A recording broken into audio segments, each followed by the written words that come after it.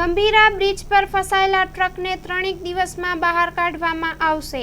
Story report by Nandlal Bhanushali, Anand. Gambhira બ્રિજની દુર્ઘટના પછી જે એક ટ્રક ત્યાં ફસાયેલું છે, આ ટ્રકને ત્યાંથી રેસ્ક્યુ કરવા માટે પોરબંદરના વિશ્વકર્મા ગ્રુપની MERC marine emergency response centre, જે સમગ્ર ભારતમાં મરીન સેલ્વેજિંગના એક્સપર્ટ છે, આ લોકો તરફથી આખો રેસ્ક્યુનો પ્લાન તૈયાર કરી દેવામાં આવ્યું છે। સમગ્ર ઓપરેશન બ્રિજથી 900 મીટર દૂર રિમોટલી એમના જ્યાં એક ટેમ્પરરી ઓફિસ સેટ કર્યું છે ત્યાંથી સમગ્ર ઓપરેશન થવાનું છે।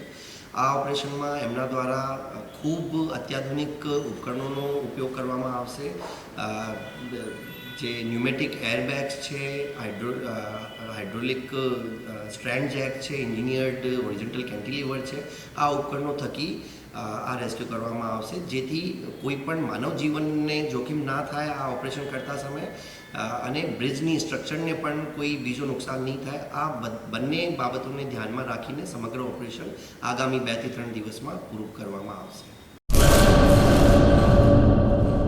सागर लक्ष्मी एग्रीसीड्स ना एरंडा बियारण स्टार्ट ऑन।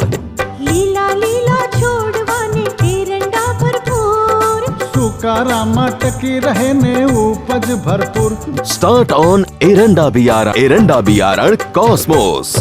લાંબી જાચેરી માળોમાં શક્તિ છે ભરપૂર, સુકારો ઓછો ને પાકે ઉપજ લખલૂટ। कॉस्मोस एरंडा बियारण।